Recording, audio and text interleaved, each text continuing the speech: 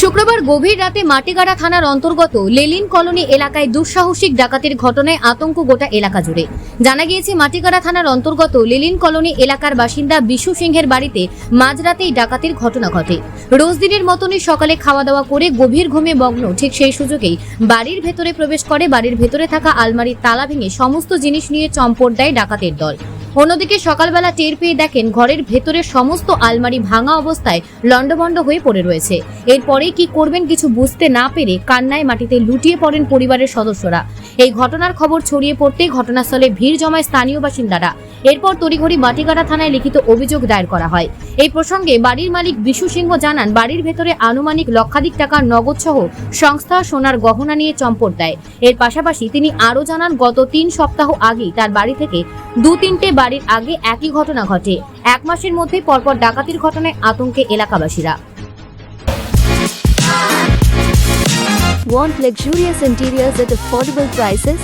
Get your dream home interiors at Swerve Sport Group. Book your free site visit today.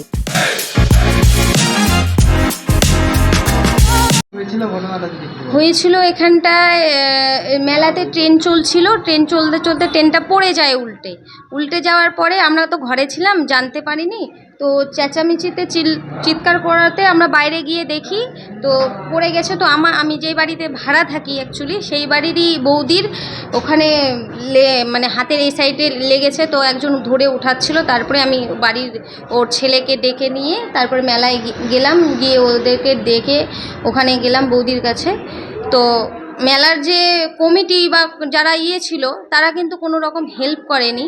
হ্যাঁ, ওখানে আধা ঘন্টা ধরে পেশেন্টটা বসেছিল, তবু একটা অ্যাম্বুলেন্স আসেনি।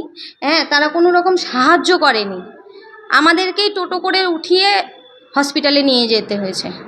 কি কারণে এই দুর্ঘটনা, কি মনে হচ্ছে? কারণ এখন কি করে বলবো, কারণ যারা এখন যে ট্রেনটা করেছে তাদেরই এখন গাফিলতি হবে, হয়তো তারা হয়তো চেক করে দেখেনি।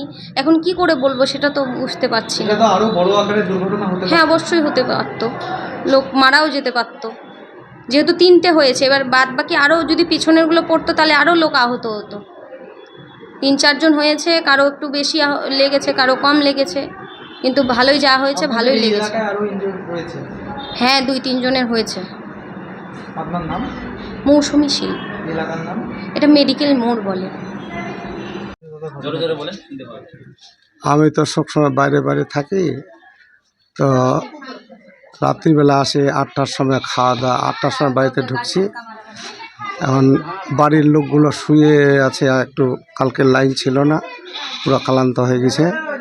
তো রাত্রিবেলা খাওয়া দাওয়া করলাম 10টার সময়, 10:30, 11টার সময় আমরা শুইলাম। শোয়ার পরে কেউ জাগতে পারিনি, এমন নীন অবস্থায়। এখন ভোর 5টার সময় দেখতেছি, আমি জাগতে পাইছি, আমার বউকে দেখতেছি কি ব্যাপার, শোকেস টুকেস সব বাক্সা টাক্সা ভাঙা বোলা হয়ে আছে, এগুলো গেল কোথায়? ও বাইর হয়ে দেখতেছি ছিটকানিটা ভাঙে দিছে দরজার, ও শোকেট ভাঙে দিছে। তারপর এইদিকে বাইরে আসে দেখেছি বাক্সা সব বাইরে ফেলে দিছে। ওই ঘর থেকে ওই যে কি বলে শোকেসগুলো সব লকআপ টকআপ ভাঙে দিছে, বৌমা ছেলের বাড়ি থেকে সবগুলো এলোমেলো করে রাখে দিছে। তো এইভাবে এই ঘটনা হলো আজকে রাত্রে। আমি হ্যাঁ, বাড়িতে আমার কাছে ছিল অল্প স্বল্প টাকা ছিল, 1 লাখ টাকার মতো। মানে যেটা সত্যিকার ঘটনা সেটা ওই যে খাসি ছাগল বিক্রি করছিল, আরও 2টা আছে, এর নাতির জন্য কিছু গয়না বানাবো বলে এই দুর্গা পূজার আগে বানাবো। সোনা গয়না চুরি হয়েছে, আমার বউয়ের চুরি হয়েছে, আমার মেয়েটা আমার বাড়িতে রাখছিল সোনা গয়না, কানের দুল, চেন, আমার বউয়ের চেন, রূপা 10 ভরি, তারপরে বৌমার যত সব ছিল, মানে শ্বশুর বাড়ি থেকে ওর বাবার বাড়ি থেকে যা দান পাইছে। হ্যাঁ, ডেপুটেশন দেখা হয়েছে। ওনারা বলছে যে আমরা একটু ব্যস্ত আছি, যাব। হ্যাঁ, তার থেকে আপনারা আগে আসছেন, ভালো হয়েছে।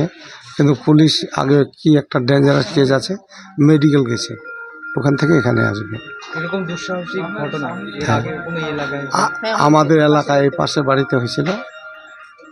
হ্যাঁ, তো ওদের তো অত নিয়ে যায় নাই না, অল্প স্বল্প টাকা পয়সা ছিল। তো 3-4 সপ্তাহ হচ্ছে। হ্যাঁ, তারপরে 3-4 সপ্তাহের মাথায় আবার একবার। এইবার কালকে ফার্স্টে আমাদের বাড়িতে। আপনার নাম? বিশু সিংহ, এলাকার নাম? লিলন কলোনি।